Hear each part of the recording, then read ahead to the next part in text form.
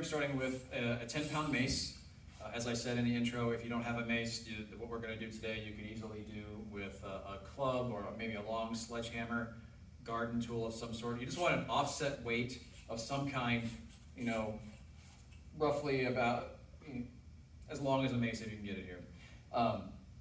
So what we're going to start with is standing strong, and I'm going to hold the mace down at the bottom half here so that this hand is pressing.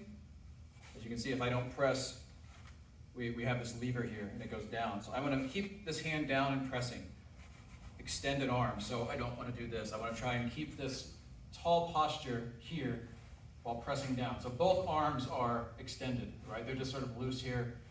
This hand is holding on, but it's not gripping. I don't have a death grip on the mace. It's just providing that fulcrum for this here. And so first we're going to just see how this feels on this side. Notice how the offset weight makes one side of your body have to work a little bit harder than the other. So now I might switch and do the other side here, okay? Maybe I move a little bit, just sort of see where I need to make adjustments on how my posture is, okay? Once you get comfortable with where the sweet spot is, if this feels particularly easy, you can bring your hands closer together. That will make this more challenging, okay? Because now the fulcrum is much closer to where we are applying our force. So if I want to make it harder, I can do that, or I can go to a heavier weight. So I've got a 20-pound mace here behind me. I might try that here and show you what that looks like. But I'm going to go, for the demonstration, I'm just going to go back out to this part.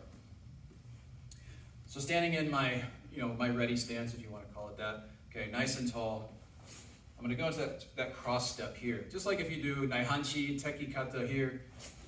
And when I do that, I don't want to disrupt my structure. I want to be able to keep this tall posture as I step here, and then back out into my horse stance, if that's what you're working in, or you could do this. You could start in your feet hip width apart and just come here. Okay? And I might do the other side. See how this feels. I want to see how well I can move without disrupting my structure here. Okay? How steady and calm can I keep the mace? All right? And we can get a little more dynamic with our movement, all the while trying to keep the mace still here. This encourages us to keep the offset weight encourages us to keep this downward pressure with our hara, which is what we want. So, if you could look at this from a more functional perspective, we're looking at this as like an arm bar, right? If you're an aikidoka and you're trying to put a straight arm bar on someone, you're making pressure, just above that elbow here, and you're lifting down by the wrist. It's the same movement, requires the same body mechanics to make it work if you're going to put it on them for realsies, right? So here, down. Maybe then I start incorporating some other stances. So kokotsudachi perhaps, back stance here. Cross step here. Okay, maybe sochindachi, something different.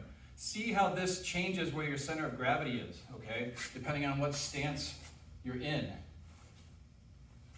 A further challenge, if you're interested, if you decide to start exploring with this exercise, is take it behind the back here. Okay? Same idea. This side is pushing, this side is just providing my fulcrum. Okay? And so maybe I start working through some of my stances this way. You can really just sort of explore and make this your own and see, what you can find with it. I like to try to challenge my center of gravity, challenge my center in as many different ways as possible, so that it encourages me to keep strong throughout any type of karate movement that I'm doing. So give that a try. It's very easy to do. Like I said, you don't need a mace. You can use something that's just some sort of offset weight. Be smart about your what size weight you start with. I'm just using 10 pounds, so you don't need much. But be careful. Don't drop it on your toes. I recommend shoes. And good luck. Feel free to message me if you have any questions.